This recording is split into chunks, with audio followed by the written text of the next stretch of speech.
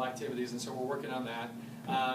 We are going to do a monthly something school-wide. One thing that we're trying to plan with this weather, I mean, you never know when this time of the year, but we'd like to do a big movie night out on the football field, and we're getting that planned and getting everything in place. And I'll tell you, the community has been so generous in what they're offering. So the hardest thing is like trying to decide a movie, and so I don't know that we as a group are going to be able to do that. It might just have to be an executive decision. But the leadership class is something that we're working on, and I talked with Mrs. Scott, Renee, and we're working on getting a leadership class. So this will actually be a class. We've got all the curriculum that we want to offer, and now it's how you plan it out and do all of the technical things and get that all. There are so many really neat things, opportunities that we see this leadership class as being going. We'll actually have sophomores and freshmen and juniors, and because we'd like to keep them. We included seniors this year because we have some powerful seniors, and again, you're changing the culture. But in April of 2019, they're going to be presenting at the Chamber, so we're excited about that, and make sure you get your tickets because they'll be sold out. There will be no room. In May, we have a special community event coming. We can't tell you. I'm going to tell you, it's going to be exciting, but it's going to be a way that we fund activities, all throughout the year. So it's going to be a way that we send them to training. It's going to be the way that we send counselors and bring people in for training. But it's going to be a community-wide event. So we don't want to say anything more. We'll be talking more about that coming up. And then in July, we are actually offering a peak performance summer clinic here in Kansas. And we're going to have our young people, our leadership team are actually going to be part of the trainers. They're going to be our A team helping other young people come and talk about, so what would this look like to implement this at your school? So it's been a process. It was slow and clunky at first, and getting started was the hardest part. But we really believe that we're making some progress. But like I said, we realize that parents are the first line of defense. And the school can supplement that, but it's really the parents that really have to be informed. And a lot of the parents, we've had incredible feedback from parents that are saying, when we talk about what the laws are around social hosting, a lot of people don't realize that. This is we're serious about this, and the school is serious. And you think about it's really this idea of prevention, intervention, and restoration. And before, it's really the thing that we're really trying to get kids back to a place where they can be back in school and doing the really great things. I just want to show you just a moment. We have so many people to thank about participation rate. We had to get to a 60% in order to keep our funding. This last year, we were at 60.2 in 1 year. We had 3 years to do that. So, yes. Is that for that focus group that you targeted? That's for that survey. The survey is done through 6th, 8th, 10th, and 12th. And the KCTC survey, Kansas Children Care Survey, the superintendent signs up for it, which I've got to remind Dr. Carlisle to come in, because the sign-up's coming. But they take this, but you can see the participation rates. But I'm going to tell you, last year, they went all out. And you can see our participation rates in 10th and 12th grade have incredible. And we made it to 60.2%, and that has to be countywide. So right now, Holcomb is not. But we talked to Holcomb, and they signed up this year, and they're excited about implementing this program. But again, we're trying to get it here established so that these young people can help Holcomb. We really get it established there. But these are lots of different thank yous that we could do that. This is some really neat things. Now, the thing is that the usage went up, but again, you think about the percentage before. We had 30.9% of students participating in the survey. So right now, we have that 60%, which makes that survey a lot more valid in the numbers. So we're still below the state average, which is 16.51. Our baseline is 10.7. So it was an increase, but you think about that overall, now that we're getting actual results, we can really know what's happening in our school. These are the past 30-day use, students reporting using alcohol at least once, which was one of kind of our targets. And then you can see, though, the neat thing about that reduction in youth prescription drug use has went down. This is students reporting to students, and so students reporting on that survey. So it's a really valid survey, and then we are really moving some things in some desired directions. There are some things that are moving up, but again, before we didn't have adequate participation, but now we do. The last thing I want to talk about is these are the people that in our community that there's so many people. Thank you guys for stepping up and saying this is important to you. Dr. Carlin, he is, what can we do? The principals at Garden City High School, the 2 middle schools, we're doing lots of prevention programs there. Benny County Youth Services is offering free service. I'm going to tell you, you used to have to pay for all of these things. But these evidence-based programs, Teen Intervene, and the drug and alcohol program are being offered actually on campus at Garden City High School. And they cost them nothing. Now, we've not had to do a lot of violations yet. We don't want to, and we don't want any of these young people to. But again, we have a process in place now that we're intervening right away. We're going to offer prevention through the club, and then we're going to intervene, and then if not, and if that intervention, then hopefully we can restore them back to being able to fully participate. The counseling staff has been great, the teachers, the truants officers, I mean, really, we have a lot of people working on this project. So, like I said, there's lots of moving parts, and if you have any questions or you want additional details, we or they can talk a lot more about all of this, but we just wanted to come tonight and give you an update to let you know what's happening. And so we're going to try to do this on a quarterly basis, so it's top of mind for you, and it's also top of mind for us, that you see us knowing that we're really hopefully changing the culture of our school. Thank you for your time. Thank you. Any more questions from the board? I do want to say thank all of you as young adults in the high school there. You talked about the importance of the parents, but these guys right here, your leadership just demonstrated by you being here this evening, and your public speaking, your knowledge not only of yourself but of your colleagues in the high school is invaluable. And I applaud you for being here and for being involved in this program. And thank you for spending the time to come and present to us tonight. Really appreciate it. Thank you. Okay, thank you.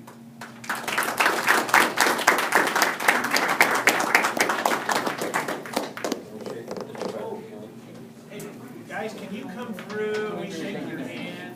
You gotta have that tactile ability. I know. I didn't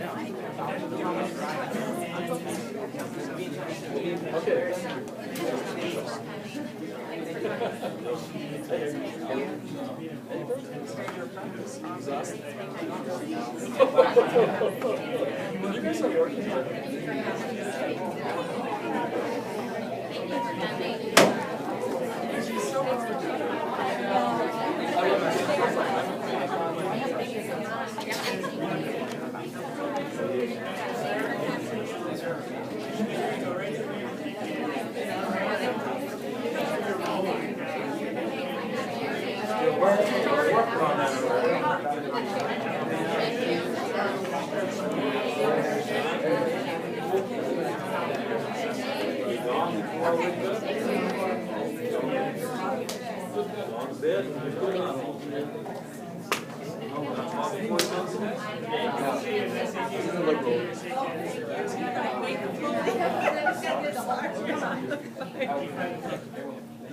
Thank you.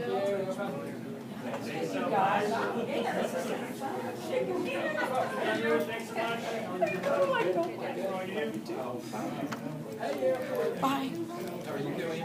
Here's the stuff right here if you guys don't know. You got a long night. Okay, that was wonderful. Item F2, social emotional growth. Oh, there you are. How are Here I you? am.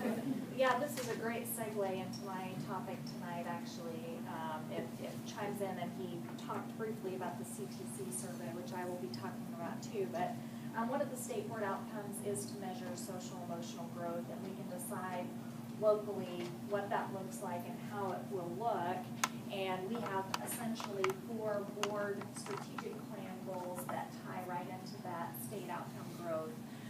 Improving student self-awareness, social emotional awareness, and decision-making skills, comprehensive assessment system that includes behavior and reports progress, and then assessing indicators of unhealthy student behaviors. And so all of that is what peak performance looked at, but they're targeting a high school group for the most part, or groups, and we're looking at how does this work district-wide.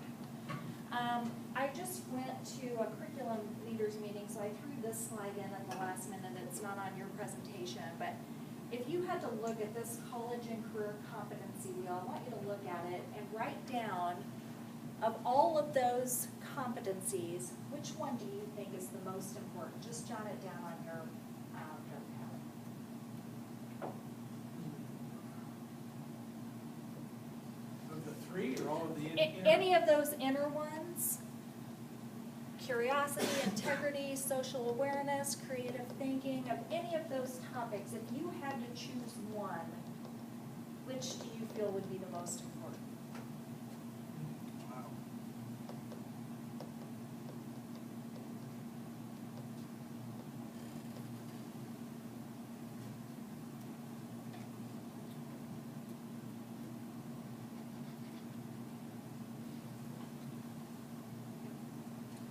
willing to share, take a risk and share what they thought was their one?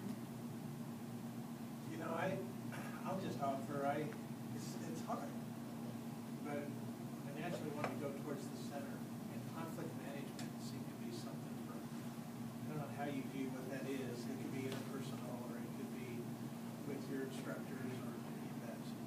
Conflict management, pretty important.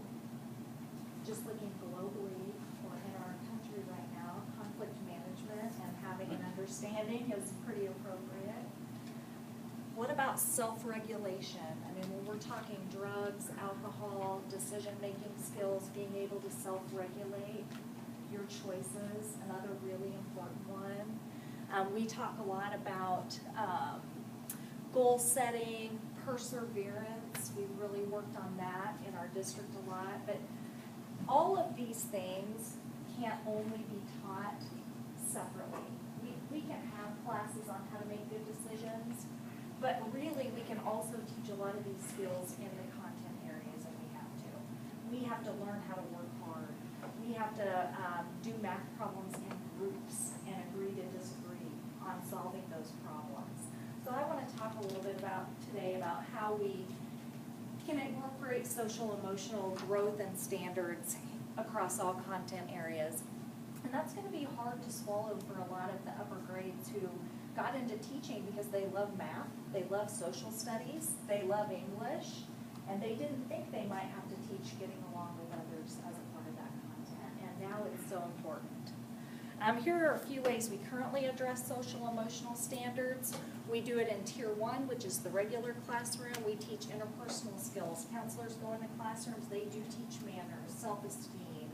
We actually have Tier 2 strategies where there's group counseling.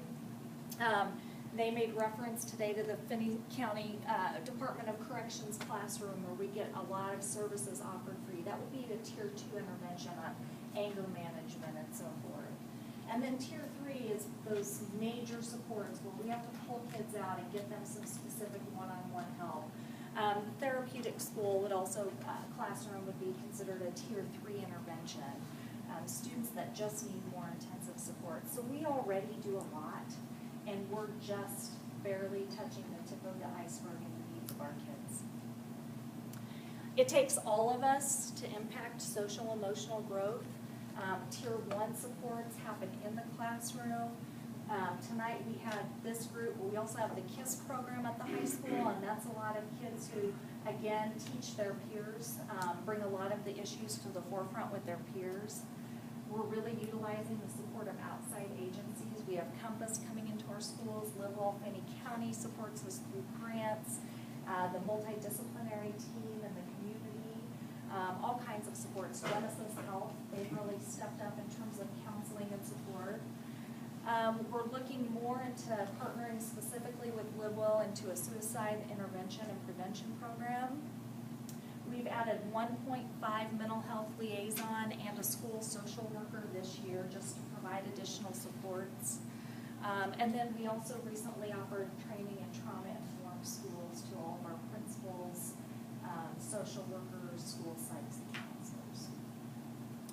Sometimes things come up that we aren't thinking about having to address in a timely manner. A couple of years ago when I was a principal in the high school, we had a lot of issues with sexting. So we had to say, we have to stop and take the time to specifically educate on that issue. This year, juuling is the topic. I don't know if you're familiar with that, but they're little e-cigarettes that look like jump drives, and they're very, very hard to detect. So things are coming up that they may have been in the curriculum in March, but we can't wait till March to address it. It's happening now. One of the ways that we can look to measure social emotional growth is through the Kansas Communities That Care Survey. That's what Troy just referenced a few minutes ago. We've always given that survey, but it used to be an opt-out survey, so everyone took it. And a few years ago, they made that an opt-in only survey, so you have to fill out a permission slip in order for your kids to participate, which is why our participation dropped a couple of years ago. Last year, we made a concerted effort to put that into enrollment forms and then follow up with individual phone calls to parents, and that's why our participation increased so much this year. I feel like our data will be much better to look at next year if we can sustain that level of participation.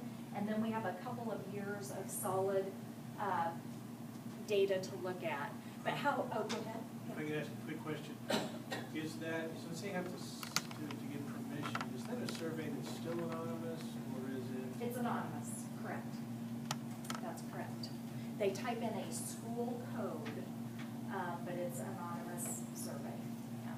What was the impetus for going from an opt-out to an opt-in? You know, we're finding that more in a lot of anything that the state gives now in terms of surveys, so I don't know if they're covering their basis, you know. State law. Okay. Was the emphasis. There you go. That was a law passed by the Kansas legislature that required that.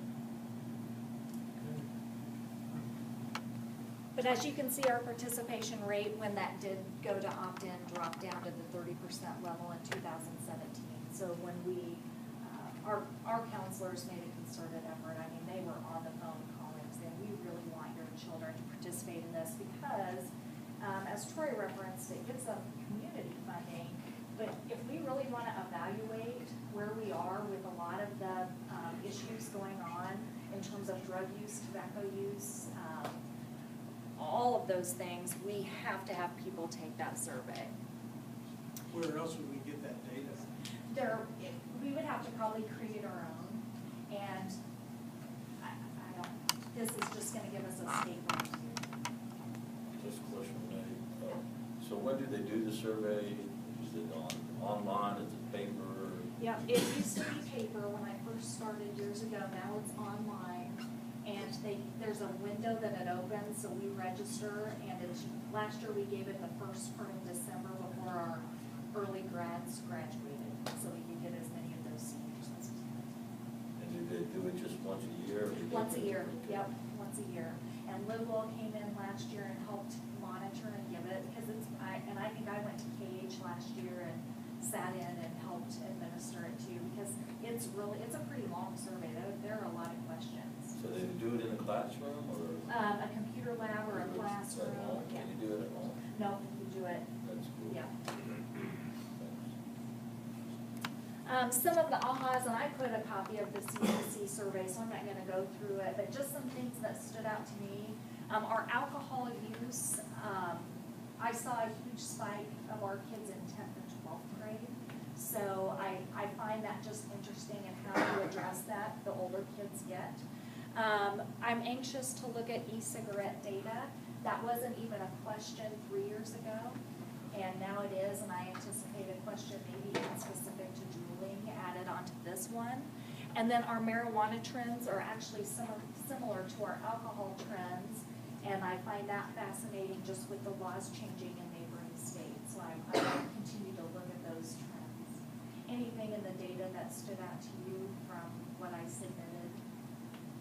There was so much. I mostly wanted to talk about our social emotional and just give you an understanding of how we're collecting data. But the prescription drugs wasn't, it was a lot lower than I anticipated as well. Yeah. I think there's any possibility that the kids that are not opted in might change that data? Maybe, but I think that would be probably both. I mean, I think it would probably balance it out. Yeah, because they're pretty honest on the survey when they take it. Another way we're going to be measuring social emotional growth this year is through the SAVERS testing. It's part of FAST. It is a really short questionnaire that teachers actually fill out about their homeroom students who will be doing this kindergarten through 10th grade. So remember, the communities that care survey is only 6th, 8th, 10th, and 12th. This will give us some data that reflects the whole district. There's also a portion called My Savers, so as kids get a little older, they can also fill out the survey about themselves. And then you have comparative data. What does the teacher see in me in terms of my academic behavior and social skills versus myself? And is there any correlation? Are there any great differences, and why? And how can we intervene? This is just an example, and I just got this today too, of questions that a teacher might answer on the Sabers. So it's quick, you know, and it does look at social, academic, and emotional. When I say academic, I'm talking academic behavior. Is the student working hard to complete a task? Is the student willing to ask questions in class? Does the student turn in his homework? I mean, those are behaviors, not abilities. This would be an example of a Sabers report. So in this case, there was a concern, some risk in academic, not major risk, but some risk. So that would be one that maybe a teacher would provide some tier 2 intervention. Maybe regular notes home on homework assignments and such, just things that could make a parent and a student more aware of where the student might be slipping up in those academic behaviors. It works by an individual screening, as I said, that teachers give. We'll be giving it 3 times a year. It takes 1 to 2 minutes per kid for the teacher to complete. So this isn't a test that a student has to take. This is a teacher is observing things about students' behaviors, making note of it, and then comparing that data 3 times a year. And if red flags appear, we intervene in a tier 2 or tier 3 intervention. We might also want to look at some additional data points, such as office of discipline referrals, suspensions, expulsions, participation in extracurricular activities, self-harm protocol data. I think I reported on that, and so you may know not long ago. We are currently doing the mental health pilot in 5 buildings, I believe, 5 or 6 buildings, and so we'll gather data from that. I'm sorry, Renee. Yes. I wanted to go back. So on the Sabers, is that also with the same grades as the CTC? No, Sabers is K through 10th grade. Okay. And CTC is 6, 8, 10, 12. Okay. I was trying to go back and look. Yes. And so it's a 1 to 2 minute survey That a teacher fills that out a teacher about fills out the student. for 20 to 30 kids.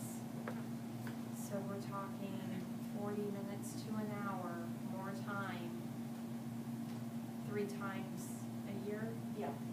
They find it worth it. Last year, we Okay. didn't give the Sabers, we gave the SSRS ID at Charles Stone's, and they used that data then to kind of help place kids in classroom, and their office discipline referrals dropped dramatically by having that data in intervening. Right. So we're not seeing pushback on this from teachers so far. Now, we'll be implementing it in October, so that could change, but our teachers are really seeing that if we can address the social emotional side, the academic side hopefully will be positively impacted. Now, I might be reporting back differently, but right now we're not getting pushback, and our counselors are really excited to have some data to help them intervene. Yeah, I can see how it'd be really helpful to maybe spread out and make sure that you have a good variety Right. in each classroom. But that's 120 minutes. It's a lot of time. Yeah, it So- is. So your point is, we'll keep stacking it with the classroom. Yeah. And It's also though good data, like to take a PLC and do the Sabers. You know, I mean, there are ways to make that work, I think, to where it's manageable. Or Okay. you do 5 a day or something. I mean, I think there will be some wiggle room. Okay, I just wanted to make sure. Oh, good question. Again, looking at behavior, social, emotional skills is a continuous process. It can't be we just look at a skill and then say you're fine and let it go. We have to continuously monitor the progress. How are the students doing? We all know if the life crisis comes up, that can change how a student thinks, feels, acts, interacts, reacts. And so we have to continuously monitor, checking in with our kids every day. How are you doing? What's new in your life? Just making that connection, and then addressing it appropriately. So part of that addressing it will be to we're in year 2 of our HESA cycle. So in year 1, we just had to wrap our heads around what do we do with the social emotional growth component? Like, what kind of a screener can we give? What are we gonna do with that information? So now we've made that decision, we're going to be giving that screener, collecting the data, and a group of counselors, school psychs, principals, teachers will start to look at that data and determine what are our most important needs, and do we have the right curriculum in place to address it. Can't read from the Kansas State Department of Education, just said it's a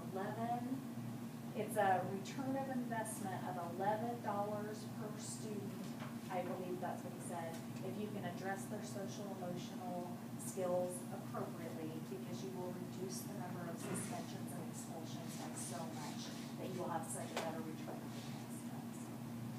Will this have any impact on like benchmarks to proceed to like to pass into grades? Because I know I feel like there's been several instances where kids are maybe not socially emotional ready to move on to a grade, but they're academically ready. So are any of these measurements or tests considered in that?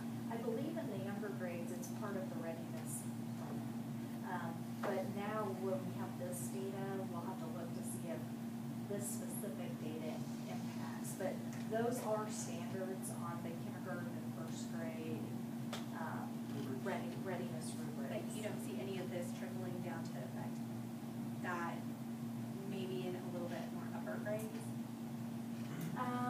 I don't know in terms of, are you talking about retention of students? Possibly. I can't answer that at this time, I just don't know. There's so much research on retention and the pros and cons of it, but I don't know. So I've kind of told you what we have in terms of starting to get some data and starting to use the data and understand it. We have to be prepared for the needs, the changing social emotional needs. You talk to any teacher, and it used to be a lot of problem behaviors started showing up in 4th grade, 5th grade, 8th grade. Now we have kindergartners, pre-K kiddos who need intensive supports. And the pendulum swung so far to the right in terms of No Child Left Behind, and it was appropriate at that time, that we didn't do any addressing of social emotional standards in the classroom. It was all academic.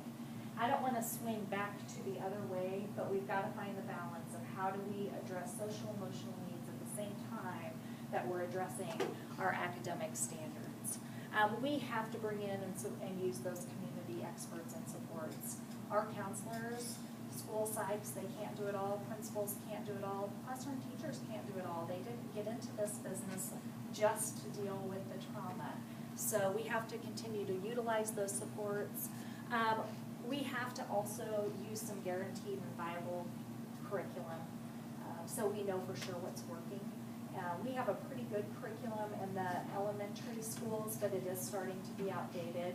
There is more and more cyberbullying, for example, happening at younger grades than used to happen, and our curriculum sometimes doesn't hit it at the level we need it to.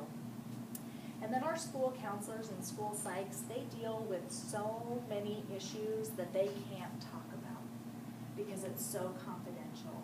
And I think because of that, no one has a very good idea of all that they deal with every day. And so we have to reach out and thank them as often as we can, because I can't say enough while they do. And they can't say, I dealt with Johnny who was on the brink of hurting himself. They can't go share that with people, and that's what they're dealing with. And it takes hours upon hours sometimes to handle one case. So, any questions? What are we doing with that secondary trauma? Secondary trauma? For our counselors, Yeah. what are we doing for them Yeah. besides saying thank you when we can't do enough? We're actually recommending services for them all the time. Good point. Services from where? Through our district, we have some services in place that are a part of our,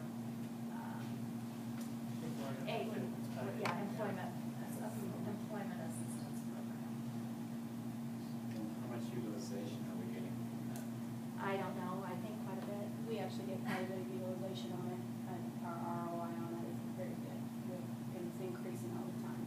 We get reports that just show us how many and what they might have talked to someone for, or what the legal usage were. I mean, we get very brief snippets, but there's a big increase in the amount of usage for our EAP. Do we have the resources to cover what we do?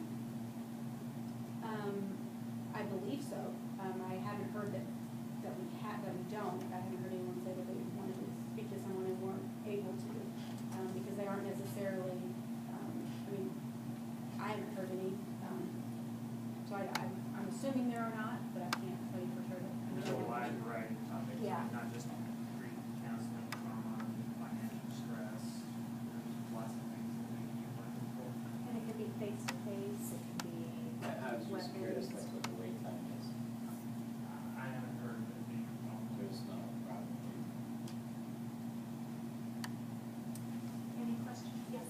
Is there a parent component to any of this? I think we've just heard repeatedly with the group that presented before, just how much influence parents have. And I'm just wondering, what, do they get some of this information, or like, how are we putting parents? That's a in all really of good this? question. So with the Life Savers and Savers, if there's a need for intervention, there will be a parent component, just like if a student was gonna get pulled for reading or math intervention. I mean, you're gonna wanna review those results with parents at conferences and such. So I anticipate that happening. Any of our counseling that's provided through outside services, we get permission for all of that. So there are components there.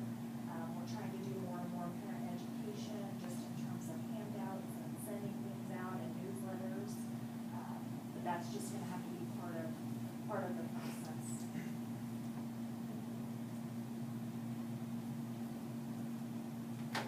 Okay, there's a lot to that. Board members, anything else? I mean, it's exciting, first of all, I have to use that word, that we're putting form to this and process. There's just all kinds of things out there that call for extra support, I think. Everything from, long-term subs, to some of those realities of staffing, of the way we ask the teams to respond and work together at the individual buildings. Cal, even when we start off, as you pointed out, at a very young ages, trying to assess social emotional readiness,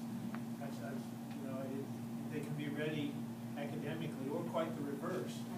Very socially oriented, but the academic term there. So a lot of pieces to the puzzle. Well, I think there's going to be some more resources coming through on the KSB website as well. We were talking about it, if I'm remembering correctly, at the mental health advisory council meeting that we just had. So hopefully you'll have some more resources available. Okay, with that, thank you again for that presentation. When's the next time we hear about that? Probably in January when I do some board goal updates. Okay, thank you very much. Okay, I think we're ready for agenda item G, new business, middle school cheerleading. So, we're gonna hear on that.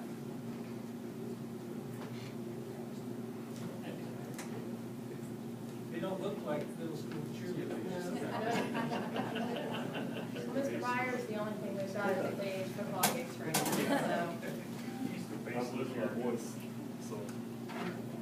Yeah, now, have you guys seen our proposal yet? This is every how, well, we made copies of it.